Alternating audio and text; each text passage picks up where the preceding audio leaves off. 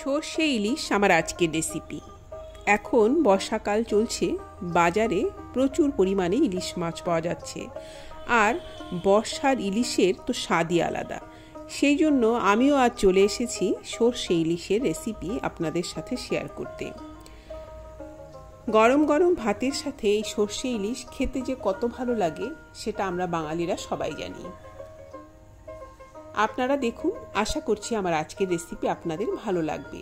ভালো লাগলে আমার চ্যানেলটিকে সাবস্ক্রাইব করে আমার সাথেই থাকার অনুরোধ করব। নমস্কার, স্বাগত জানাচ্ছি ফ্লেভারস অফ কলকাতায়। আসুন তাহলে শুরু করি। আমি এখানে একটা বড় চামচ টেবিল স্পুন মেপে 4 টেবিল স্পুন সর্ষে নিলাম, 1 টেবিল স্পুন নিলাম পোস্তদানা, আর 1 টিস্পুন নিলাম গোটা জিরে। সর্ষে আমি কাঁচা লঙ্কা ও লবণ দিয়ে ব্লেন্ডারে পিষে নেব। আর পোস্তর মধ্যে দিয়ে দিলাম 3টে কাজু বাদাম। পোস্তটা আর গোটা জিরে আমি শিলনোড়ায় বেটে নেব। আর সর্ষে লবণ ও কাঁচা লঙ্কা দিয়ে ব্লেন্ডারে পেস্ট করে নেব। সর্ষে আমি এই জন্য ব্লেন্ডারে পেস্ট করলাম কেন কি এই সর্ষেটা আমি ব্যবহারের আগে ছেঁকে নেব। সর্ষের যে খোসাটা হয় সেটা আমি ইউজ করব না, সেই জন্যই আমি সর্ষের সাথে পোস্তটা বাটিনি। কেন কি আমি সর্ষে ছেঁকে সর্ষের খোসাগুলো ফেলে দেব।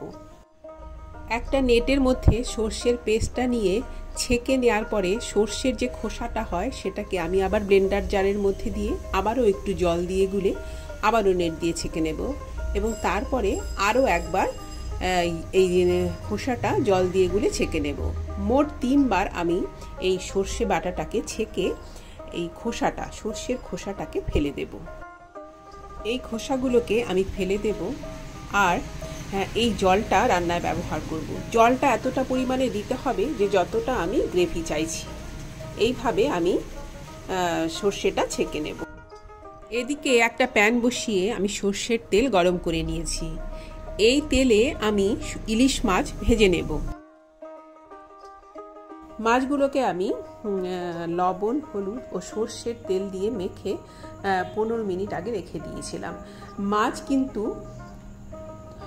প্রত্যেকটা পাশ 15 সেকেন্ডের বেশি ভাজা যাবে না।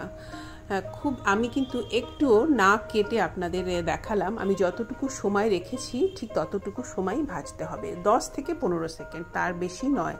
আর কেউ যদি কাঁচা মাছ দিয়ে রান্না করতে চান সেটাও করা যাবে, তবে আমার মনে হয় এইভাবে একটু উল্টে পাল্টে নিলে মাছের কিন্তু রং চেঞ্জ হবে না। শুধু দেব আর উল্টে আরেক পাশটাও 10 থেকে 15 সেকেন্ড রেখে তুলে নেব। এইভাবে আমি ইলিশ মাছগুলো একটু ভেজে নেব। আপনারা যদি কাঁচা মাছ দিয়ে সর্ষে ইলিশ করে থাকেন তাহলে আমার মতো করে একবার এইভাবে একটু করে দেখবেন, খুবই ভালো লাগবে। আমি আবারও একটু সর্ষের তেল দিয়ে দিলাম। এই সর্ষে ইলিশ কিন্তু সর্ষের তেল দিয়ে বানাতে হবে। কালো জিরে দিয়ে দিলাম 1/2 টিস্পুন, আর কয়েকটা কাঁচা লঙ্কা। এই কালো জিরে ও কাঁচা লঙ্কা সর্ষের তেলে খুব ভালো করে ভেজে নেব, যাতে কাঁচা লঙ্কার ফ্লেভারটা তেলের মধ্যে চলে আসে। এবার আমি ফ্লেমটাকে অফ করে দিয়েছি। অফ করে দিয়ে আমি দিচ্ছি পরিমাণ করে কিছুটা হলুদ গুঁড়ো আর কিছুটা কাশ্মীরি লাল লঙ্কার গুঁড়ো। নেড়ে চেড়ে মিশিয়ে নিয়ে এবার দেব জিরে বাটা। এখানে আমি 1.5 টেবিল স্পুন পরিমাণ জিরে বাটা ব্যবহার করেছি। খুব অল্প করে একটু জল দিলাম যাতে জিরে বাটাটা পুড়ে না যায়। এবার আমি আবার ফ্লেমটাকে অন করে দেব। যখন হলুদ ও লঙ্কা গুঁড়ো দেব তখন কিন্তু ফ্লেমটাকে অফ করে দিতে হবে। এবার আমি ফ্লেমটাকে কমিয়ে জিরে বাটাটাকে কিছুক্ষণ ভেজে দেব। তেলের মধ্যে ওইভাবে হলুদ গুঁড়ো আর লঙ্কা গুঁড়ো ব্যবহার এই সর্ষে ইলিশের রংটাকে খুব সুন্দর করবে, মানে গ্রেভির কালারটা খুব সুন্দর আসবে। জিরে বাটা ভালো করে ভেজে নিয়ে আমি পোস্ত বাটাটা দিয়ে দিয়েছি। পোস্ত বাটাটাও কিছুক্ষণ আমি ভেজে নেব। সর্ষের সাথে যদি আমি পোস্ত ব্যবহার করতাম তাহলে কিন্তু পোস্তটা ভাজা হতো না, আর সর্ষে কিন্তু ভাজা যাবে না, সর্ষে ভাজলে তেতো হয়ে যাবে।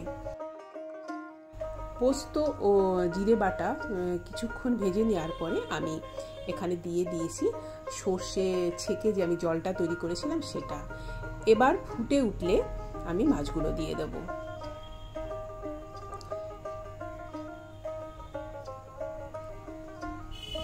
মাছগুলো দেখুন, আমি কিন্তু কড়া করে মাছ ভাজিনি, শুধু এপাশ ওপাশ উল্টেই তুলে নিয়েছি। আপনারা যদি না চান তাহলে কাঁচা মাছ দিয়েও একইভাবে করা যাবে, সেটাও ভালোই হবে। তবে আমি ভেজে করতেই পছন্দ করি। আমার মনে হয় একটু এপাশ ওপাশ ভেজে নিলে স্বাদটা অনেক ভালো আসে। মাছগুলো দেওয়ার পরে খুব ভালো করে নেড়েচেড়ে মিশিয়ে দেব এবং 2 থেকে 3 মিনিটের জন্য ঢাকা দিয়ে রান্না করে নেব।